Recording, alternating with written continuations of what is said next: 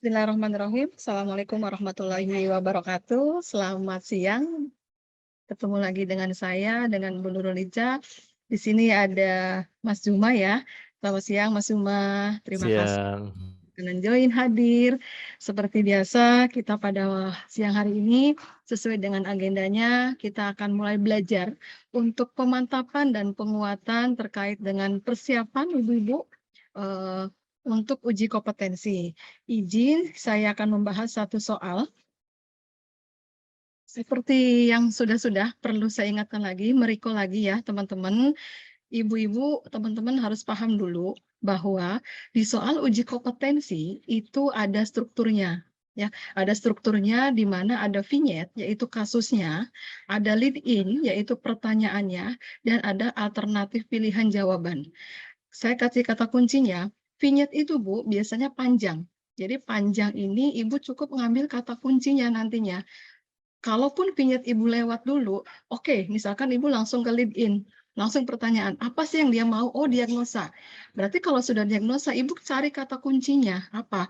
Yaitu ciri biasanya, ya, tanda gejala, itu cari di vignette-nya, di kasusnya, di case-nya. Itu pasti muncul, sehingga itu akan menentukan diagnosa. Nah, untuk pilihan jawaban, alternatif itu memang sudah sesuai. Artinya, itu akan mengecekkan Ibu, ada pilihan jawabannya di struktur. Ya, pilihan jawaban itu homogen, sama semuanya, mirip-mirip semuanya. Di mana itulah yang akan Ibu pilih, itu celahnya harus tahu tadi sesuai dengan vignette. Baik, di depan kita ada soal. Kalau saya baca secara utuh ya Bu, seorang perempuan berumur 25 tahun datang ke rumah sakit hamil. Anak pertama, usia kehamilan 12 minggu. Ingat, kita sudah baca lead in-nya, yaitu dia minta diagnosa. Berarti cari kata kunci apa? Tanda dan gejala, cirinya. Abaikan umur, abaikan tempat di mana dia datang. Ya, jadi jangan diingat. Berarti cari ciri atau suatu gejala yang menunjukkan diagnosa tersebut. 12 minggu, satu kata kunci. Mengeluh nyeri perut bagian bawah, itu kata kunci kedua. Keluar darah, kata kunci ketiga. Ya, hasil pemeriksaan, tekanan darah normal, nadi normal, suhu normal, abaikan.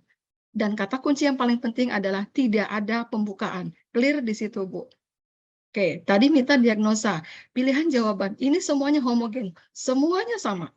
Komplit, abortus semua. Apakah komplit, apakah insipient, apakah incomplete, atau imminent, atau abortus terapeutik. Ini kalau ibu yang jeli, sudah akan ada satu yang di-delete oleh ibu. Tidak akan dipilih. Kalau melihat dari tanda gejala atau cirinya. Pasti E, kalau ibu yang jeli itu tidak dipilih, terapeutik. Ya, tapi karena memang ini sifatnya homogen, alternatif jawaban, sehingga akan muncul nih terapeutik.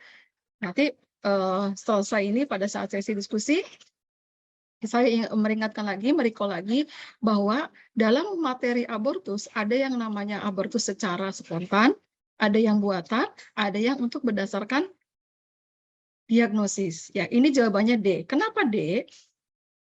Kita lihat, Bu. Saya merecall, mengingatkan ibu-ibu ya. Tadi kata kuncinya adalah tanda gejala. Kalau akan mencari diagnosa. Beda lagi kalau di lead in-nya yang ditanyakan adalah asuhan apa selanjutnya. Kalau asuhan selanjutnya, Ibu berarti mencari penata laksanaan di kasusnya ya Bu, mencari kata kunci penata laksanaan yang sudah dan belum dilakukan. Itu. Jadi nggak panjang lebar Ibu baca soalnya. Lebih efisien, praktis, apa yang diminta di kasusnya. Apa yang diminta di kasus dan pertanyaannya. Ini pembahasannya, kalau Ibu memilih komplit, udah jelas.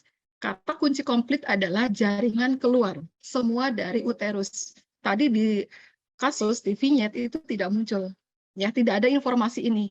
Berarti Ibu jangan memilih ini. Yang kedua, abortus insipient. Insipient adalah, kita lihat bahwa cirinya itu serviknya sudah terbuka. Tadi ada kata kunci, apa? Belum ada pembukaan. Sudah pasti lewat, jangan dipilih.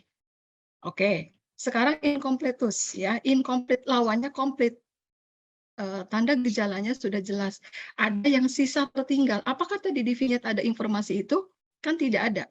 Berarti tidak ada masuk ke incomplete gitu ya. Tadi jawabannya adalah imminent. Ibu perhatikan kalau AB iminen atau abortus iminen adalah masih dalam uterus tanpa adanya dilatasi serviks, berarti tidak ada pembukaan, itu kata kuncinya. Dan hamilnya tadi di kasus 15 minggu.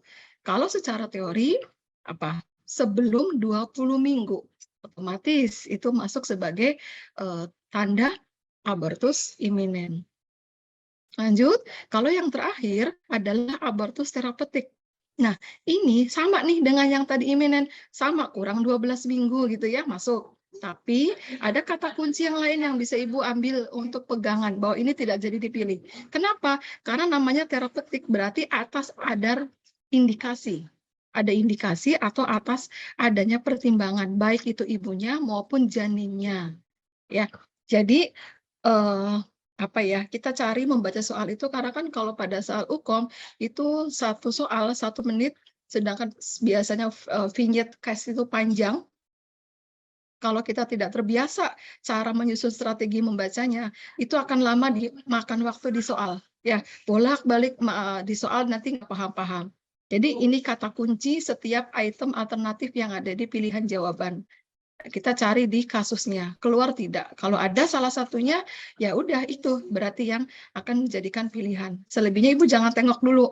Yang jauh dari pilihan alternatif, Ibu jangan tengok. Jangan lihat, ini jauh nih, gitu kan. Soalnya nggak ada keluhan ibunya atau janinnya mengalami sakit, gitu ya.